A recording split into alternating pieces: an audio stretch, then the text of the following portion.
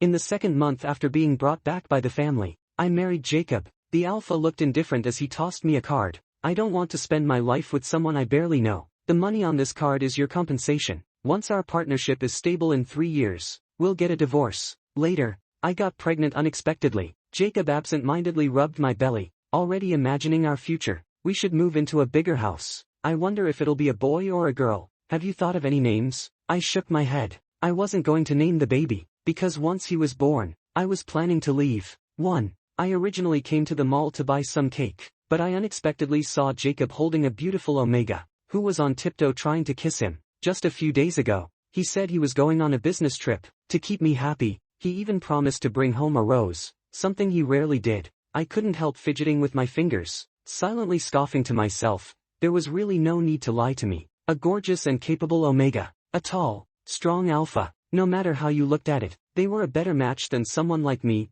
a defective illegitimate child. I knew from the day we got married, Jacob was a responsible man. If he saw me here, he would stay and take care of me and the baby, so I better not let him notice me. I clutched my bag and stood up. A sharp pain shot through my abdomen, followed by a warm liquid trickling down my leg. A little boy nearby tugged his mother's hand and asked, "Mom, why did that big brother pee his pants?" I looked down. My pants were already soaked. Jacob hadn't been home these past few days. Without the calming effect of his pheromones, I'd been feeling uncomfortable. Today was the first time I felt okay enough to come out and buy some cake. If I'd known my legs feeling sore earlier was a warning, I wouldn't have stopped to rest. Now I wasn't even getting that cake. I forced a smile, awkwardly tugging at the corner of my mouth. Having rehearsed this scenario countless times in my head, I quickly pulled out my phone. "Hello, I'm at the north entrance of Level 1, IFC Mall. I think I'm going into premature labor. Can someone come pick me up?" I used my coat as a cushion and sat down, not daring to move an inch.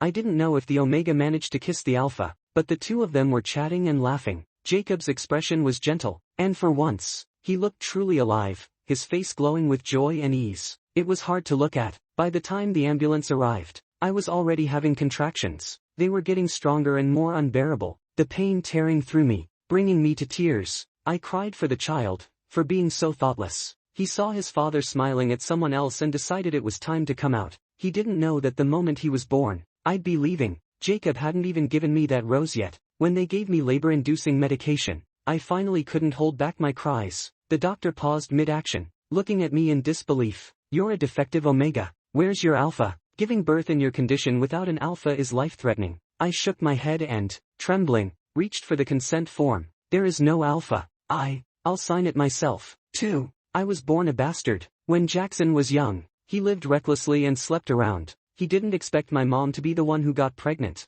My mom was only 19 at the time. She'd run away from her adoptive family and worked as a hostess in nightclubs. She had no education, no family, and had never known love. She naively believed the sweet nothings whispered in bed, thinking that having me would make her a legitimate wife. But Jackson already had a well-connected, powerful wife back home. I almost died in the womb because of that. Later, my mom ran off to a rural town in the south, supporting me by working as a masseuse. She gave me everything she could, except money, which she never had. I dropped out of school at 14 after getting into a fight. Back then, I had a real temper. After an argument, the son of some nouveau riche in my class pointed at me and shouted, "Your mom's just a whore. Who knows how many men she's slept with? She's a used-up slut. And you're a little bastard." My eyes went red with rage. I bit down on his forearm and didn't let go until I tore off a chunk of flesh. That was the day I realized, anger comes at a cost. His father brought a group of thugs to our place and smashed everything my mom had worked so hard to buy. Right in front of me, they humiliated her. 3 alphas released their pheromones, paralyzing both me and my mom. We could barely breathe. That was the first time I understood. When faced with overwhelming biological power, I was absolutely nothing. After they were done, they tossed my mom aside like a dead animal. She lay on the cold floor, patches of her flesh bitten raw and bleeding. Pale-faced, she pulled together the torn fabric over her chest, clinging to the last shred of dignity a mother could show her son. "Mason, Mama never stole or cheated. I never wrecked anyone's family. I earned that money by giving up the most precious thing a woman has. There's no shame in that. As long as you're not ashamed of me, I'm happy." I crawled over to her, sobbing, wanting to hug her but afraid I'd hurt her more. After that, my mom stopped doing massages and started selling things on the street. We got even poorer. I also swallowed all my anger, becoming quiet and obedient. Other people washed 100 dishes and got paid 20 yuan. I only got 10. I never asked why. I just pushed myself harder to wash the rest. Once, a coworker dumped the leftover food I had secretly packed on the ground and told me, "Eat it, and you can pack food again next time." So I got down and ate it clean off the floor. That's how I lived for 10 years. Eventually, my mom gave up her street business. She couldn't do it anymore. She was sick. She lay in a hospital bed, her body shrinking in just 2 months. Watching her sleep peacefully, I regretted never taking her anywhere, never letting her have fun, not even once. Just when I was stretching every cent to cover expenses, my biological father showed up. Maybe all that sleeping around had taken a toll on his body. He and his legal wife had never been able to conceive. All his other illegitimate children had been taken care of, none survived. Except me. I was the only mistake. He said he would pay for my mother's treatment if I returned home and acknowledged him as my father. Not even 2 months after I went back, I was hastily married off to Jacob. 3. On the night of our wedding, Jacob looked cold as he handed me a card. I've never understood the concept of using marriage to secure business alliances. I don't plan to spend my life with someone I barely know. But I'm sorry, right now, I don't have the power to fight back. You can spend the money on this card however you like, just think of it as compensation. If you want to be with someone else, go ahead. Just don't let the media catch you. Give me 3 years. Once I have full control, we'll get divorced. I happily agreed, thinking I could keep this up just long enough to get my mom the treatment she needed. But 6 months later, Jackson sent his assistant to visit me under the pretense of checking in, and asked if I still wanted my mom to receive treatment. Under his control, I didn't even know which hospital my mom was in. If I wanted to see a photo of her, I had to do exactly what he said, have a child. A week later, when Jacob finally came home, I drugged his dinner. He took 2 bites, paused, then suddenly smiled at me. "Mason, you're really good at cooking. Maybe you can teach me sometime. I want to cook for someone I love." I froze in place, staring at him, stunned, forgetting how to breathe. Less than an hour later, the drug kicked in. Jacob staggered toward me in pain and confusion, overwhelmed by the effects. His pheromones exploded in the air, the scent of blue rock grass, bitter and sharp. What followed was a week of torment. As a defective Omega, I couldn't handle his aggressive pheromone-driven instincts. No matter how much I cried and begged, it didn't bring him back to reason. Turns out, provoking Jacob was just as terrifying as provoking Jackson. Jackson held me by the throat metaphorically, but Jacob could literally kill me with his bare hands. When he finally came to, he went into a fury. He smashed everything in sight and swore he'd never eat anything I cooked ever again. The pressure of an S-rank alpha's aura instantly dragged me back to the trauma of 10 years ago. I collapsed to the floor, unable to breathe under the weight of it. He raised his foot, but in the end, he didn't kick me. Instead, he threw on a coat and stormed out, slamming the door behind him. He didn't return for 3 whole months. It wasn't until I found out I was pregnant and went to the hospital that I ran into Jacob again, this time accompanying his assistant. The Omega beside him was someone I'd heard about before, Samuel, Jacob's college classmate, top of the class, refined, elegant, from an intellectual family. They'd been together during university. If it hadn't been for my sudden appearance, they probably would have stayed together. Samuel sat in a wheelchair, smiling up at Jacob. "It's just a little twist. You're overreacting," Jacob immediately argued back, though his gaze was soft, almost doting. "It's swollen already and it's only been half an hour. Only you would still pretend to be fine." I turned around and tried to leave in a hurry, but Jacob saw me. I couldn't keep the pregnancy a secret anymore. The Jacob known for being ruthless in business now stood silently with his head lowered, listening to the doctor lecture him. A defective Omega already has a hard time conceiving. If he loses the baby, he may never be able to get pregnant again. Without an alpha's pheromone regulation, he's suffering, mentally and physically. He's showing signs of miscarriage. "What? You think the Omega Protection Act is just a suggestion?" I kept my head down, clutching the ultrasound photo like a thief caught in the act. Because Jacob never marked me, even that night, drugged, he hadn't. When he left, he sent someone to deliver birth control pills, and stood there to watch me take them. I did take them, but the moment he turned his back, I threw them up. Thinking of that, I couldn't help but say to Jacob,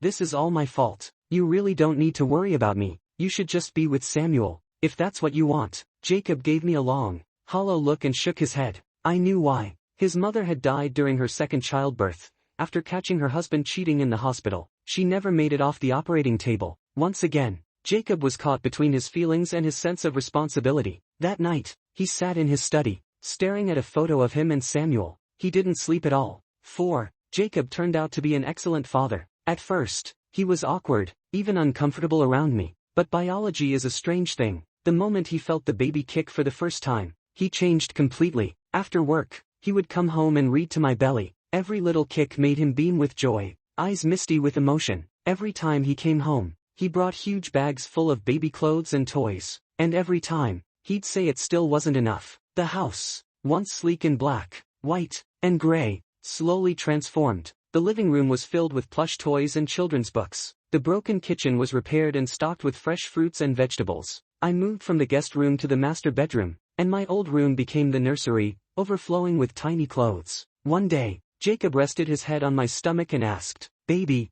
do you think this house is too small? Should we move somewhere bigger?" Right then, the baby gave a small kick, leaving a visible footprint on my belly. Jacob looked up like it confirmed everything. "All right then, let's move to a bigger place. Do you think it's a boy or a girl? Have you thought of a name yet?" In that moment, it almost felt like we were just a normal, happy couple. Almost. But how could that be? Between us stood the fact that I was an illegitimate child. There were lies, compromise, and always, that unnamed contact in Jacob's phone. He cooked me nutritious meals, bought me clothes and shoes, gave me everything I asked for, but he never called my name in his sleep. He never gave me a single flower, not even a ring. He just called me baby's dad. I used to wish that Jacob would just keep ignoring me. That way, it would be easier for me to leave without looking back. But I didn't ignore him. I fell. Aside from my mother, no one had ever cared if I had a warm coat, if I liked the food, if I enjoyed reading, or if I ever wanted to make new friends. But Jacob did. He cared because he cared about the baby, and I drowned in that care. All I could do was try to stay cold. Whatever. I don't know. You decide. Jacob was never upset with these half-hearted answers. Instead, he would gently hold me, release just enough pheromones to calm me, to make me feel like I was safe in a mother's arms. The next wave of pain ripped through me, snapping me out of the memory. It felt like I was being torn apart. Then, finally, I heard a faint, thin cry. I was freezing. My mind was a blur. Get the gauze, start the oxytocin. As I drifted toward unconsciousness, a hand grabbed my shoulder. Don't sleep. If you sleep now, you won't wake up. Don't you want to see your baby? But I was scared to look, because once I did, I wouldn't want to let go. Not of the baby, not of Jacob. 5. When I woke up again, Jacob was asleep by the bedside, and on the nightstand lay a single rose. At the slightest movement, he woke up. He looked up, tired and worried, with a patchy beard shadow on his chin. He held my hand tightly, his eyes showing a kind of joy as if he'd found something lost. "You're finally awake. You've been asleep all day. When I got the call, you were already in the delivery room.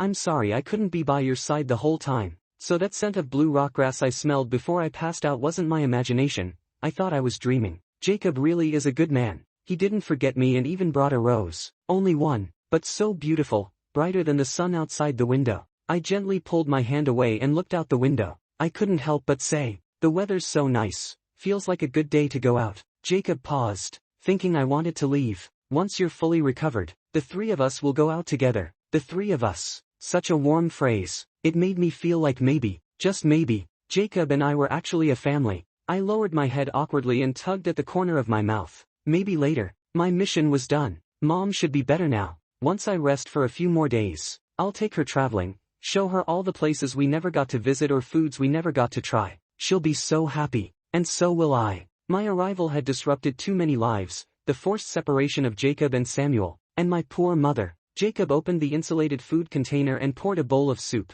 He blew on a spoonful for a long time before bringing it to my lips. "The baby was premature and is still in the incubator. Eat more to build your strength. In a few days, I'll take you to see him." "Okay." I nodded obediently, but as soon as the soup touched my tongue, I spat it all out. Jacob ignored the stains on his clothes and looked at me anxiously. "Not to your taste, or are you feeling unwell? I'll call the doctor." I grabbed his sleeve and hesitated, then finally said, "I want cake." "Cake?" "Yeah, that day when I went out, I just wanted to buy a cake, the simple kind in a paper cup. When I used to have birthdays, Mom could only afford those paper cupcakes. After she got sick, no one bought me cake anymore. I had planned to share longevity noodles with Jacob, but he was busy, so I ended up eating a whole cake by myself." Jacob's expression changed instantly. He made a call. Soon, all kinds of cakes were laid out in front of me. He looked at me like he was showing off a treasure. "Which one do you want? I remember you liked the green grape flavor." I nodded obediently and ate until I was so full I could barely move,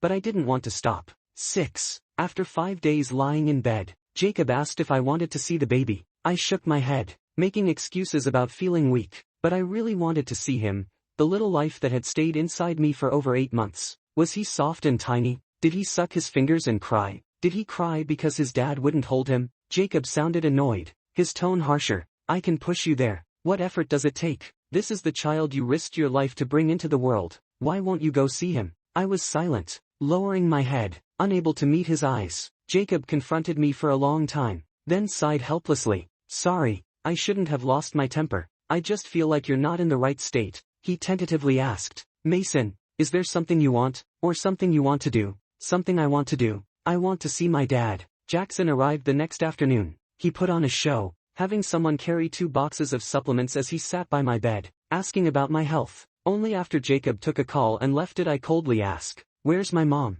He paused. What? My mission is done. I'm taking my mom away. Jackson laughed, a hint of mockery flashing through his always calculating eyes. Didn't anyone tell you? Your mom died. Those words hit my eardrums like a bomb. She died the day you married Jacob. I told her you'd found a good family, so she could rest easy. She left with a smile. It was a joyful death. 7. I opened my mouth, but no words came out. I understood every word, but put together, they didn't make sense. What do you mean she's dead? How could she be dead? She was fine a year ago. She showed me a video of her eating just a month ago. How could she be dead? You're lying. The doctors said her illness could be treated. It just needed a lot of money. I really couldn't afford it. That's why I agreed to go back home. The man looked at the time. I'd seen a watch just like that in Jacob's wardrobe. Expensive. Very expensive. Enough to treat my mom and still have money left over. I once thought about asking Jacob to help pay for her treatment, but we had no connection. Why would he help me? Later, by the time I realized he was a kind person,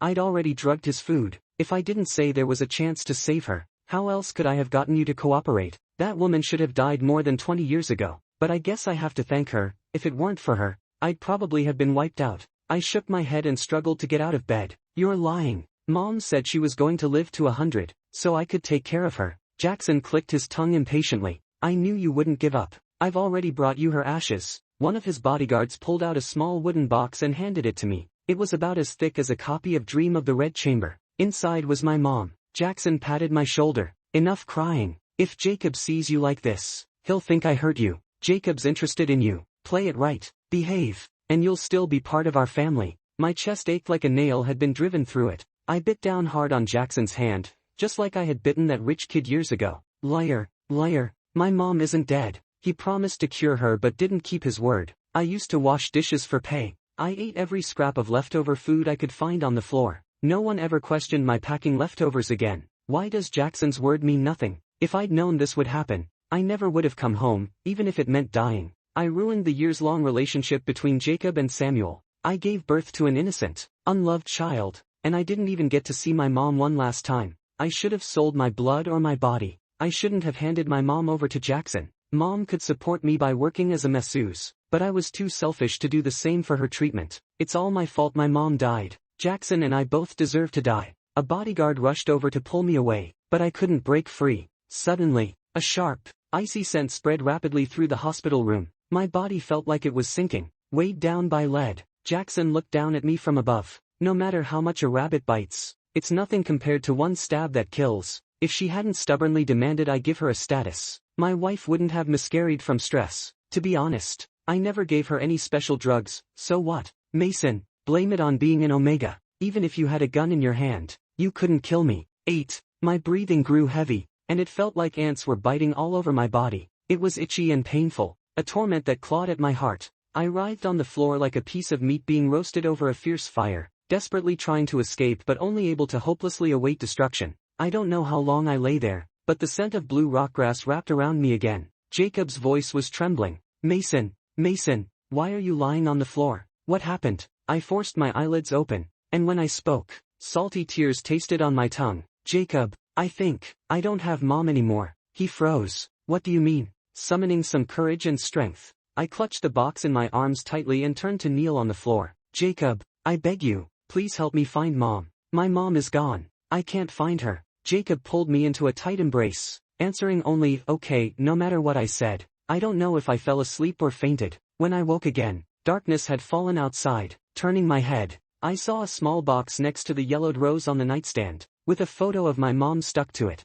Jacob seemed to be on a video call. When he noticed I was awake, He took off his headset and came close to me, the scent of blue rock grass surrounding him, his expression grave. After struggling a few times, he said, "Mason, you need to accept my condolences." I blinked blankly, really not understanding what he was saying. My mission was complete. I was going to take Mom traveling around the world. I picked up the rose on the nightstand and looked at it for a long time before I couldn't help saying, "My mom's name was Scarlet, also a flower. She was a beautiful Omega. Her scent was gardenia, the most wonderful gardenia in the world. She was so skilled. She could make pepper leaf fritters taste delicious and patch up my torn school uniforms beautifully. Every noon she brought me lunch and told me to eat more and grow up fast so she could live well. Now I'm finally grown. Tomorrow, I'll take her traveling so she can show off to the neighbors how devoted her baby son is." Jacob grabbed my hand, his eyes red as he tried to hold me. "Mason, don't do this. You still have me, and you have." "No,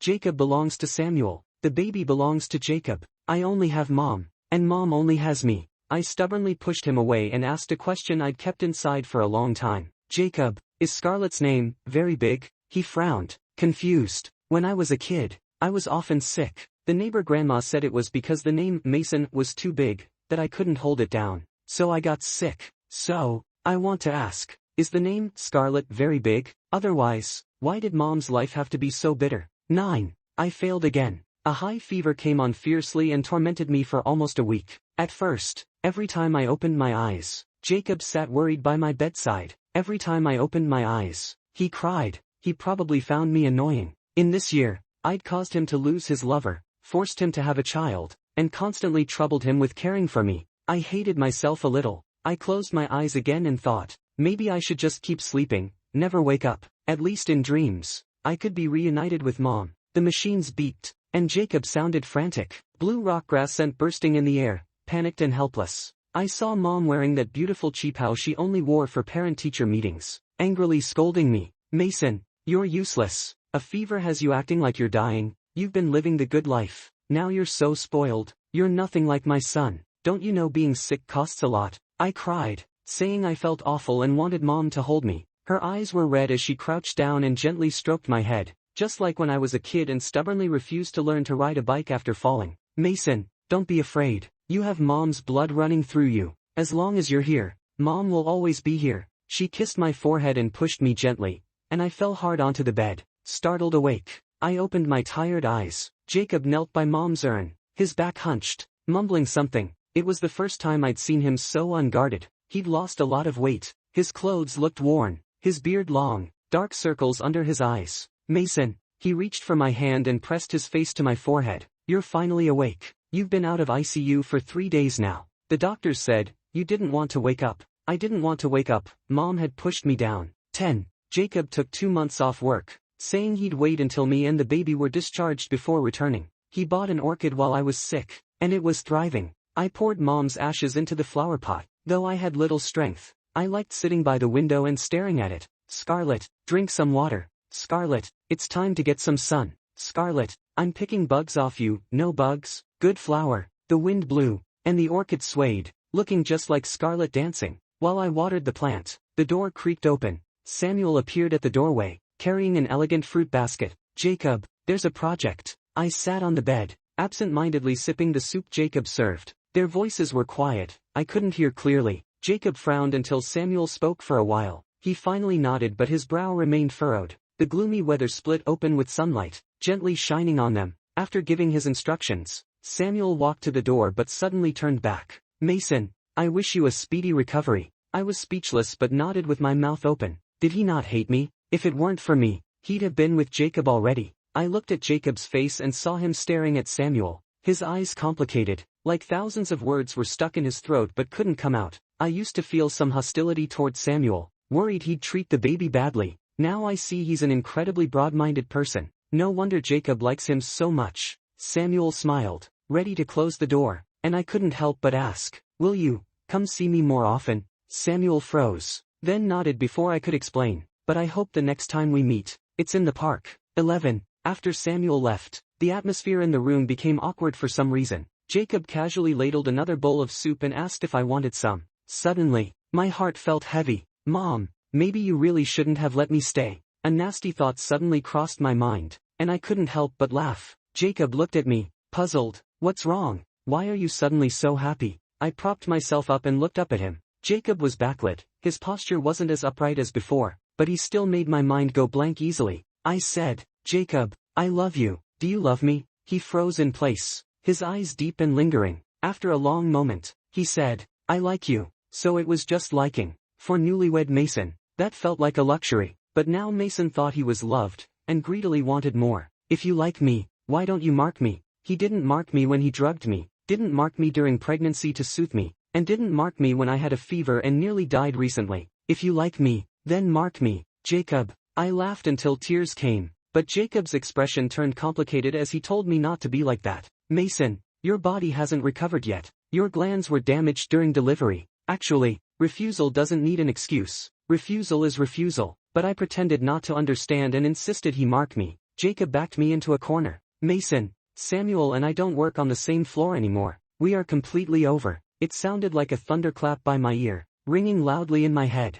I pulled down my hospital gown, exposing the glands on my neck. Then mark me. It was the first time I had the courage to look him straight in the eyes, dark and deep, full of tenderness. In those beautiful peach blossom eyes, my reflection trembled, blinked shut, then opened again. Jacob gently embraced me, the sense of blue rockgrass and green grape mingled, lingering and bittersweet. He gave me a temporary mark and hurried to the bathroom. I covered my face and slid down the wall, wiping more and more tears. Better not to have any at all. Right then, after my outburst, we went our separate ways. Instead of now, feeling wronged and helpless with just a temporary mark, and hearing him call me Daddy Little Treasure like before, which made me even sadder. 12. Samuel was reliable. He came to see me again. I was watering scarlet when he suddenly rushed over and hugged me, anxiously asking why I climbed so high. I shook my head cluelessly. Climb so high? I'm just watering the plants. I carefully held the flower pot. My mom sleeps here. No, that's not right.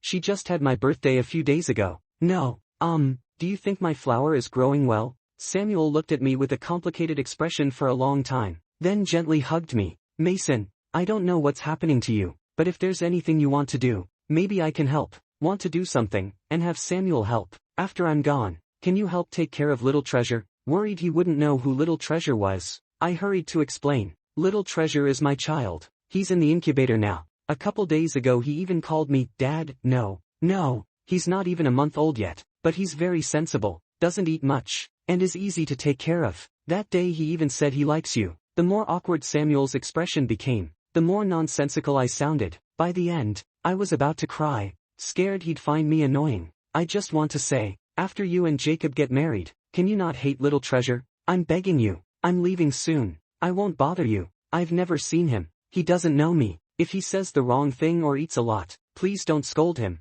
okay? No one loves him yet. It's pitiful. I saved some money, and I left half of it for his food. Mason, Samuel interrupted, his beautiful face clouded with a sadness that seemed about to burst into tears. I'm not a magnanimous person. Your child with Jacob, I hate even looking at him. If you don't want me to strangle your child, then raise him yourself. My hands twisted the hem of my clothes tightly. I mustered courage to plead again, but my mom came to find me. I want to take her traveling. If you bring Little Treasure, he'll have a hard time, and my mom doesn't know him. She definitely won't enjoy it. I don't want to. Samuel's face twisted as tears streamed down in big drops. He grabbed my hand firmly and pulled me outside without another word. Jacob appeared in the doorway carrying soup. Seeing Samuel's stern expression, he looked flustered for a moment. What's wrong? Did Mason upset you? He's sick. Don't blame him. Jacob, Samuel said angrily, eyes red. Mason's illness is severe. I suspect he's hallucinating. Jacob's expression froze. No way. He's been eating and sleeping well these days. When I came in just now, he was standing on a stool and nearly fell with a slight lean. I listened to their conversation blankly, feeling something was wrong, so I took the incubator from Jacob's hands. Wow, it smells so good. I'm starving. Samuel, why don't you stay for a meal? Jacob's been cooking well lately. I cook well too. Jacob said he wants to learn to cook for you. The incubator dropped with a loud clatter, pain bursting from my heart through my whole body, making me curl up. I had forgotten. Little Treasure, still in the incubator, was born after I drugged Jacob. Jacob hated eating the food I cooked the most. Jacob rushed over, holding me tightly, mouthing words I couldn't hear. 13. The doctors had me fill out tons of forms and undergo many tests. When I returned to the ward, Jacob's face was gloomy. I nervously watched him, sitting on the bed without daring to speak. That night, I took a shower on my own and sat by the bed waiting for Jacob. Jacob, please don't be angry, okay? I won't ask you to mark me anymore. His hand paused while drying my hair, then rubbed more firmly. I'm not mad at you. We're partners. If you want me to mark you, why would I refuse? But the doctor said your glands are in bad shape. If I mark you now, your pheromones will go haywire. Another pile of reasons to reject me. Alright, I was just joking anyway. In a few days, I'll take Mom on a world trip. When would I have time for you to mark me? Suddenly, he grabbed my shoulder hard and pushed me onto the bed, sadness filling his eyes. Mason, you're sick. Let's get you healthy first, then talk about love. Okay, what else could I do after he said that? I buried my face in his chest, breathing in the scent of blue rockgrass deeply. Okay, actually, I felt some pain all over, but I was afraid if I said so, Jacob would get upset, so I just tried to ease the pain by smelling his pheromones. The doctor prescribed a lot of medicine, a big pile to take every day. I couldn't help but complain to Scarlett. These pills are huge, I can't swallow them, and if I break them up, it affects the effect. Being sick is such a hassle. Scarlett, Mom, when you were sick, could you swallow your medicine, or did you try hard but no one gave you the pills? Scarlett, you're so pitiful, she cried, and I held her, comforting her. It's okay, I just took a job recently. Now that your son has money, we'll go traveling. I'll buy you the most expensive dresses. Not tomorrow, right now, let's go. A gust of wind rushed in, Scarlett was thrown aside, and the world spun around me. I was wrapped tightly in an embrace full of blue rockgrass scent, then slammed hard onto the floor. Jacob gasped, eyes red as he looked at me. He started crying, and only then did my mind begin to clear as I nervously shrank back. I'm sorry.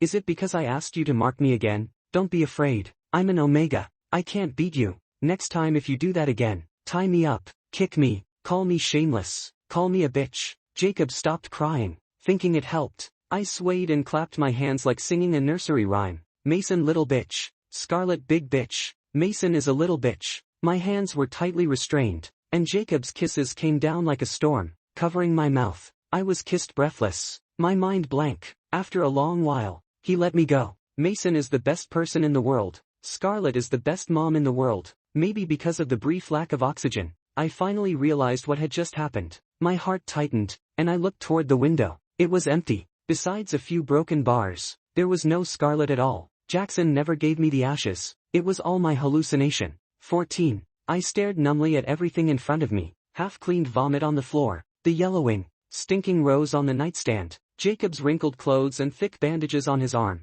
I stood up and struggled to walk out, but he hugged me tightly from behind. Mason, where are you going? I struggled harder, my lips nearly bitten to bleeding. I'm going to kill Jackson, but my strength was nothing against him. When he pulled, I was powerless. Get well first, then we'll avenge. Okay, I'll help you get revenge. Okay. My body weakened, leaning against him. I suddenly felt so powerless. I was wrong. I was so wrong. I shouldn't have believed Jackson. I should have worked hard, even if I puked blood, to cure my mom. The doctor clearly said her illness was curable. Leaning on him, my breathing gradually calmed. After a long while, I spoke with difficulty. I want to see little treasure. It was the first time in days I'd asked about him. The child who stayed less than 9 months in my belly. The child born amid schemes and hatred. Tears welled in Jacob's eyes. He took me to pediatrics. Behind thick glass, he pointed to the incubator across the room and said, "Look, that little guy is our child." My body trembled violently with excitement.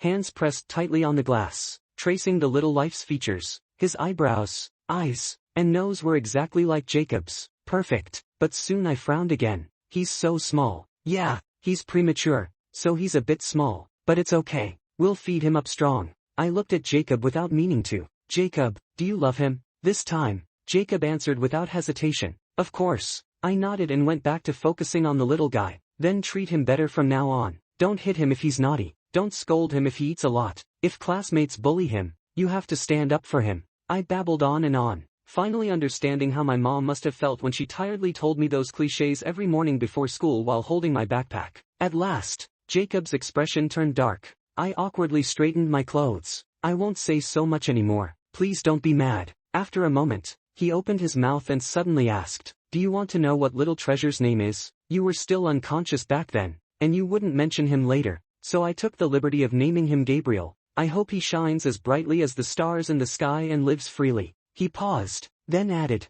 "That name suits him well." I just relaxed. then heard him say, "Mason, give Gabriel a nickname." 15. I spent several days thinking of a name for the little guy. It had to be easy to say, have a good meaning, be easy to raise, and not turn into a nasty nickname. Watching that tiny bundle through the glass, I couldn't help but complain. Naming is such a hassle. Jacob gave me a reproachful look. Then why did you make me buy a dictionary? He was about to say more when suddenly chaos broke out behind the glass. Several doctors and nurses anxiously gathered around little Treasure. He was carried out and rushed into the operating room. My heart jumped to my throat. Time dragged on, and my heart ached more and more with unease. The doctor came out with a serious expression. The baby was premature and had some oxygen deprivation at birth. His brainstem development is not very good. I couldn't hear the rest. His mouth moved, blaming me for causing the premature birth, for drugging Jacob, for being lazy and not earning money to treat Mom, and for complaining that naming the baby was troublesome. He said little Treasure was mad at me. Both he and Scarlett didn't want me anymore.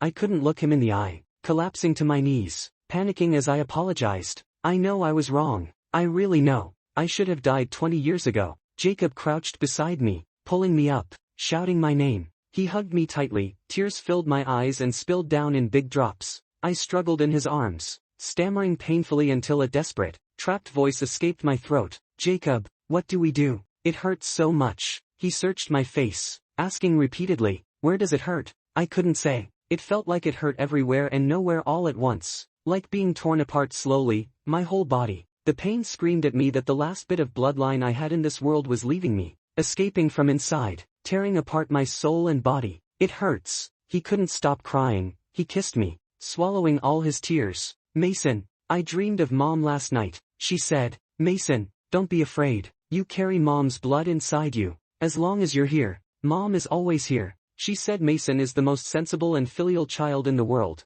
that she's in the hospital, waiting for Mason to get better so he can take her traveling. I leaned against his chest, dizzy from the strong beat of his heart. Jacob, I've decided on little Treasure's name. How about Owen? Owen? Yeah, Gabriel feels too grand. I want him to be called Owen. Owen was wheeled into the ICU. Jacob's dad and Jackson both came. Jackson looked at my swollen, red eyes and actually scolded Jacob. Jacob, when I left Mason with you, he was fine. How did he end up like this? I heard he was premature too. Did he see something disturbing? A cunning gleam shone in Jackson's eyes, like he held some leverage over Jacob. Jacob gritted his teeth, silently holding my stiff body tighter. It's my fault. I didn't take good care of Mason. Jackson sized us up, giving Jacob's dad a fake smile. We're not some small family, and my son isn't someone anyone can bully. Hope you don't take it too far. The atmosphere got awkward. Jacob's dad cleared his throat and called Jacob outside. On the TV drama, the heroine collapsed with her child barely alive in her arms. If you hadn't hurt so many people, your son wouldn't be dying. Parents' sins punish their children, that's karma. Jackson laughed and pointed at the crying woman. Doesn't she look like your mom? Greedy beyond reason, ruining generations. I was furious. My mom did nothing wrong. If you hadn't cheated on your wife, so many innocent people wouldn't be hurt. I shouted at Jackson, who frowned quickly. Bastard. The door was pushed open, and Jacob rushed in, blocking me. You're slap. Don't tell me you want to hit your newborn son. Jackson awkwardly withdrew his hand and stayed silent. It's late, I'm leaving. He walked to the door, smiling, mouthing words at me. Karma. I called after him, and under Jacob's shocked gaze, obediently asked, Dad, when I'm discharged, can I visit your company? Your employees won't stop me, right? Jackson's eyes darkened as he pretended to wish me a good rest. 16. The room fell silent. I leaned against Jacob, stubbornly finishing the episode. A tiny baby was thrown into the fire, leaving nothing behind. Jacob switched to a comedy channel, and his pheromones wrapped me tightly. The doctor said Owen will get better soon.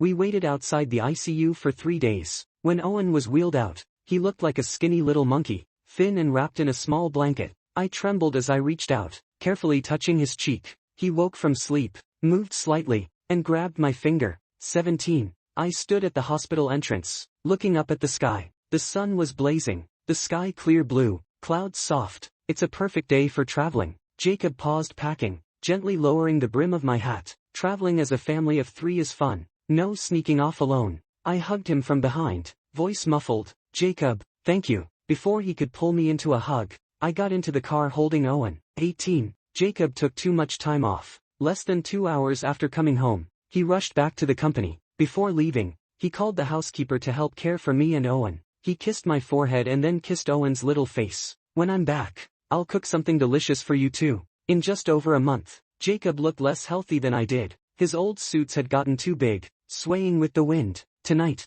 I'll cook for you. No drugs this time. His eyes looked lonely as he gently held my hand. In a few days, we'll cook together. You just got discharged, rest well. My nose tingled. I gently pushed him away, shaking Owen's small hand. Owen, let's say goodbye to Dad. 19. Half an hour after Jacob left, I went to Jackson's company. Jacob said Aunt Zhang was completely trustworthy, so I entrusted Owen to her, left a signed divorce agreement, and went out carrying a fruit knife. Passing by an old lady, I bought all her fruit along with her basket and carried them into Jackson's office. Jackson was surprised to see me when he returned from a meeting. He glanced at the basket beside me, gave a signal to his secretary, who, flustered and disheveled, immediately took the items away. What are you doing here? I sat obediently on the sofa, staring at him. Aren't you my dad? A son visiting his father, what's the problem? Even I felt disgusted saying that. This man standing at the pinnacle of power was the source of all my misery. If he hadn't repeatedly cheated, my mother wouldn't have gotten pregnant with me,